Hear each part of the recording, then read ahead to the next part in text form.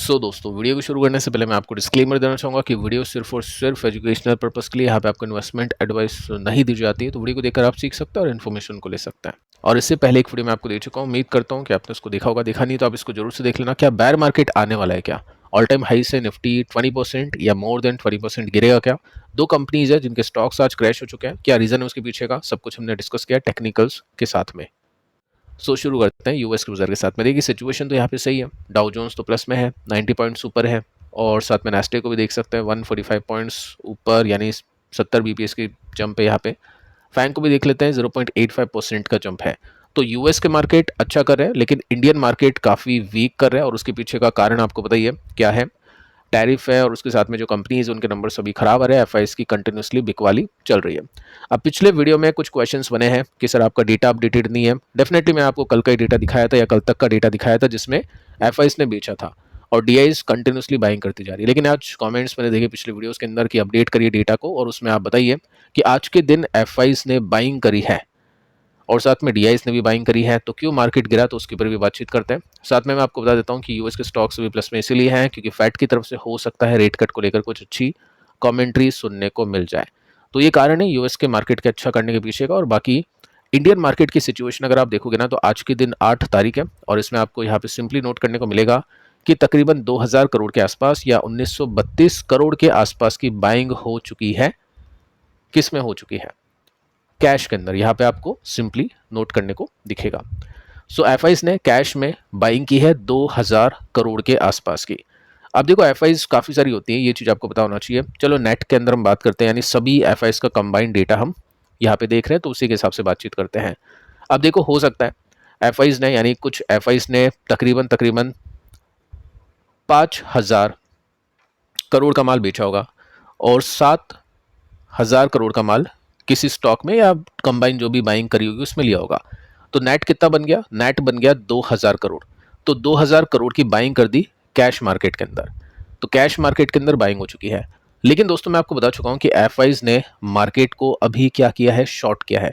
और cash market का जो डेटा आप देखते हो ना, ये डिलीवरी वाला डेटा होता है कि एफआईज ने इतने स्टॉक्स या इतने अमाउंट की नेट बाइंग की है होल्ड करने के लिए। क्योंकि डेटा आफ्टर मार्केट क्लोजिंग आता है, डिलीवरी का डेटा है, ये डिलीवरी उठने के बाद में जो भी डेटा बनता है वो आपको यहाँ पे दिखता है। लेकिन इंट्राडे में एफआईज ने क्या किया है, किस तरह से बेचा है। और देखो इंट्राडे का मतलब क्या होता है? शॉर्ट। जब भी मार्केट करता है, या तो एफआईज शॉर्ट करेगा इंट्राडे के अंदर, उसके अंदर क्या होता है? शॉर्ट किया, और जैसे ही मार्केट नीचे गया उसको कवर कर लिया, यानी शॉर्ट किया और बाय किया। तो वो डेटा आपको यहाँ पे नहीं दिखेगा, वो डेटा आपको यहाँ पे नहीं दिखेगा। सेकंड, डेरिवेटिव्स के अंदर या फ्यूचर्स के अंदर, ऑप्शंस के अंदर जब भी एफआईज अपने शॉर्ट को बिल्ड करती है, शॉर्ट बनाती है, तो उसका डेटा भी आपको यहाँ पे देखने को नहीं मिलता है। अभी मैंने आपके सामने डेटा रखा था जिसमें आपको मैंने बताया था कि 90% एफआईज ने शॉर्ट किया हुआ है मार्केट को, यानी 10% लॉन्ग किया है और 90% शॉर्ट किया है।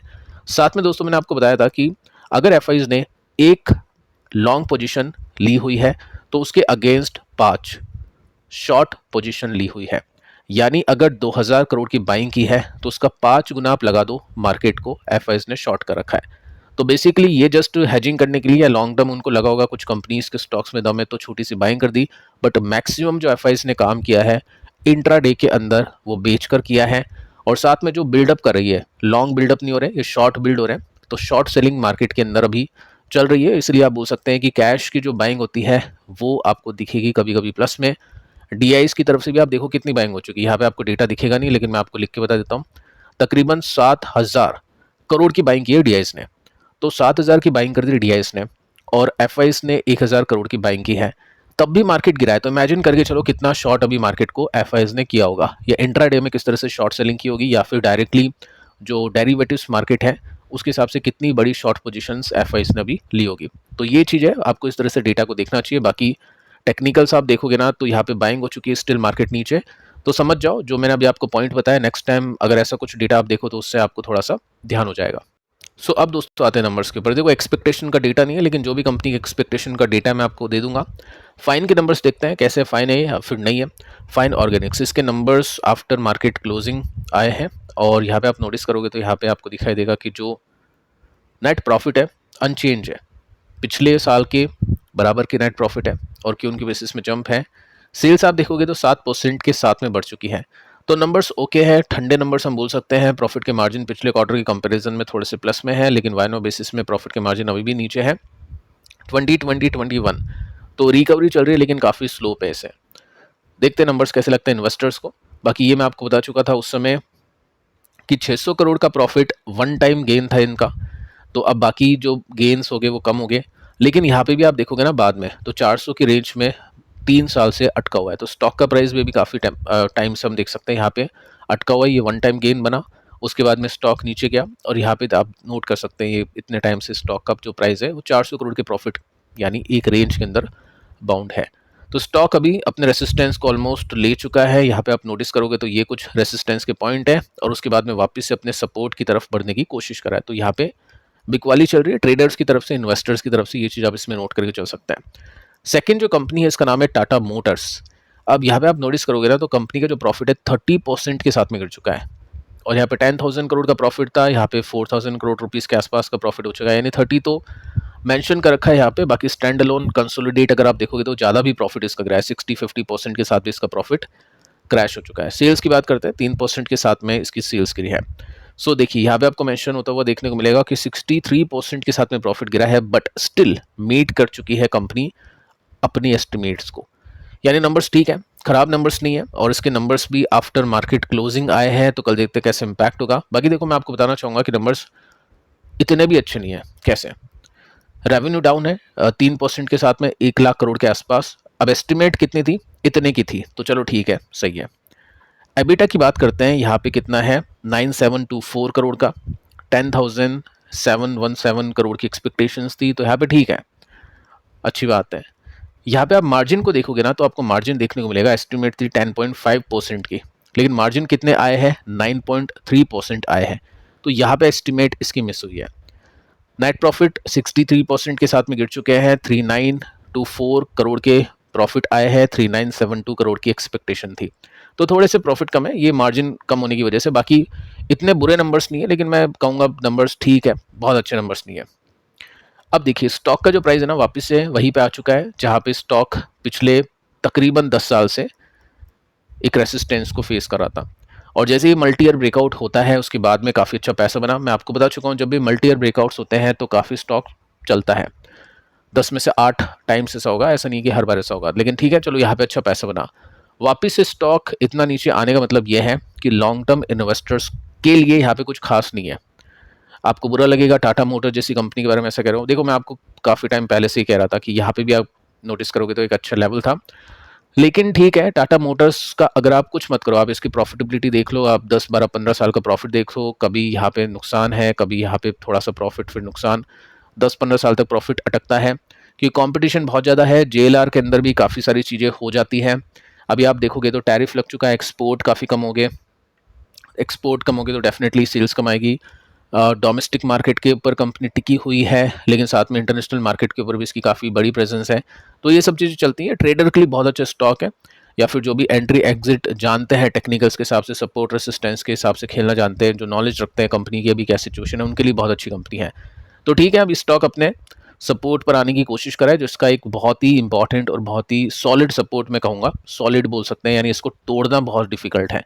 तो ऐसे जो भी सपोर्ट होते हैं, जो स्ट्रॉन्ग सपोर्ट होते हैं, उन पे कॉन्ट्रा बायर काम करते हैं कि अभी खरीदा और देखते हैं फिर कब चलता है, और टाइम स्टॉप लॉस लगा देते हैं अपने हिसाब से कि मैं इतने टाइम तक होल्ड कर सकता हूँ, क्योंकि ये जो लेवल्स होते हैं ये काफ़ी स्ट्रॉन्ग लेवल्स होते हैं, और जब भी मार्केट रिकवर करता है तो ऐसे लेवल से काफ़ी अच्छी तरीके से मतलब जो भी रिकवरी आती है वो देखने को मिल जाती है। अब देखिए नेक्स्ट जो कंपनी है इसका नाम है इन्फो है, जिसके नंबर्स आए थे ओपन मार्केट के अंदर Q1 के रिजल्ट। इसमें आप अगर नोटिस करोगे तो कंपनी का जो प्रॉफिट है 27% के साथ में बढ़ चुका है, कंपनी का रेवेन्यू 17% के साथ में बढ़ चुका है, और साथ में दोस्तों आप नोट कर सकते हैं कि आईटी सर्विसेज स्लो डाउन। तो Naukri.com के नंबर्स भी देखना काफ़ी इंपॉर्टेंट होता है, इससे अपने को आइडिया मिलता है कि आईटी कंपनीज में हायरिंग हो रही है या फिर नहीं। ज़्यादा हायरिंग मतलब उनके पास में ज़्यादा काम होगा, कम हायरिंग मतलब उनके पास में कम काम होगा। अब देखो यहाँ पे एक और फैक्टर है एआई। अब ऐसा नहीं है कि काम कम होगा, हो सकता है एआई जॉब खा रहा हो लोगों की। तो कंपनी के जो सीईओ है ना, उन्होंने बोला है कि अभी बहुत ही डिफिकल्ट है बताना कि ये जो स्लो डाउन देखने को मिला आईटी कंपनी, इसमें ये एआई की वजह से देखने को मिला है या फिर ये जो कॉन्फ्लिक्ट हम देख पा रहे हैं ग्लोबल मार्केट के अंदर उसकी वजह से देखने को मिला है। तो अल्टीमेटली आईटी में थोड़ा सा स्लो डाउन इन्होंने देखा, और नंबर्स ओके लगे तो यहाँ पे ठीक है, 2% के साथ में स्टॉक अभी नीचे आके बंद हुआ। स्टॉक की बात करें तो वीकनेस देखने को मिलेगा। तो वीकनेस कैसे देखते हैं कि हाई तो यहाँ पे लग गई, उसके बाद में स्टॉक ने सपोर्ट लिया, ऊपर जा रहा था लेकिन यहाँ तक पहुंचा नहीं स्टॉक, उससे पहले नीचे जाने की कोशिश करा है, तो ये इसको हम बोल सकते हैं लोअर हाइज। अब यहाँ पे नॉर्मली होता क्या है, ऐसा कोई डरा नहीं रहा हूँ आपको मैं, सपोर्ट ब्रेक हो जाता है, क्योंकि जब भी इस तरह के पैटर्न बनते हैं उसका मतलब है डाउन ट्रेंड। लेकिन अगर कुछ अच्छा हो जाता है, ये सपोर्ट पे कंपनी को जगह मिलती है, मेंटेन रहता है, नंबर्स अच्छे आते हैं या फिर ग्लोबल सिचुएशन अच्छी होती है, तो चीज़ें चेंज भी होती है। लेकिन हाँ, यहाँ पे आप जैसे आप इसको भी देखोगे ना, यहाँ पे भी देखोगे तो हाई नीचे की तरफ शिफ्ट हो रहे थे, लो नीचे की तरफ यहाँ पे शिफ्ट होते हुए देखने को मिलते हैं। लेकिन यहाँ पे आप नोटिस करोगे तो आपको दिखेगा कि स्टॉक ने सपोर्ट लिया, वापस से रेसिस्टेंस पे पहुंचा, यहाँ पे नहीं पहुंचा। उसके बाद में थोड़ी और कमजोरी देखने को मिली, स्टॉक थोड़ा सा नीचे हुआ, लेकिन इस सपोर्ट पर अटक गया। तो यहाँ पे अगर स्टॉक अटकता है, वैसे ये सपोर्ट टूटने के चांसेस तो काफ़ी हाई है, जो मतलब मैंने ब्लू लाइन यहाँ पे लिखी है, इसको टूटने के चांसेस काफ़ी हाई है। लेकिन अगर यहाँ पे ठहरता है तो बहुत अच्छी बात इसमें देखने को मिल जाएगी। नेक्स्ट जो कंपनी है इसका नाम है हरिओम पाइप्स। इसके भी नंबर्स आउट हो चुके हैं और इसके numbers after market closing out हुआ है, तो मतलब मंडे को देखने को मिलेगा कि किस तरह का इम्पैक्ट स्टॉक के प्राइस में होता है। देखो नंबर्स वैसे अच्छे दिखते हैं, सेल्स 34% के साथ में बढ़ चुकी है और प्रॉफिट की बात करें 35% के साथ में इसके प्रॉफिट बढ़ चुके हैं, कि उनके बेसिस में वाइनवा बेसिस में दोनों में जंप है, तो नंबर्स अच्छे ही देखने को मिलते हैं। एक्सपेक्टेशन का डेटा नहीं है तो हम जस्ट परसेंटेज के हिसाब से ही बोल सकते हैं। प्रॉफिट के मार्जिन की बात करते हैं तो ये 13% का था पिछले साल, अभी 12% का है, और पिछले क्वार्टर के अंदर भी 12% का ही देखने को मिला था, तो क्यों उनके बेसिस में अनचेंज है, वाइनवा बेसिस में नीचे है। सपोर्ट के हिसाब से स्टॉक चल रहा है, अभी स्टॉक अपने सपोर्ट के आसपास। अगर मार्केट को नंबर्स अच्छे लगे तो यहाँ से तेजी आनी बनती है, क्योंकि स्टॉक अपने सपोर्ट के आसपास है। तो आपको क्या लगता है किन कंपनीज के स्टॉक्स में तेजी देखने को मिल सकती है मंडे को आफ्टर रिजल्ट इम्पैक्ट, और किन कंपनीज के स्टॉक्स नीचे आ सकते हैं? कमेंट करके बता सकते हैं। पिछली वीडियो को आप देख लेना। मिलते हैं कल, तब तक के लिए शुभ रात्रि।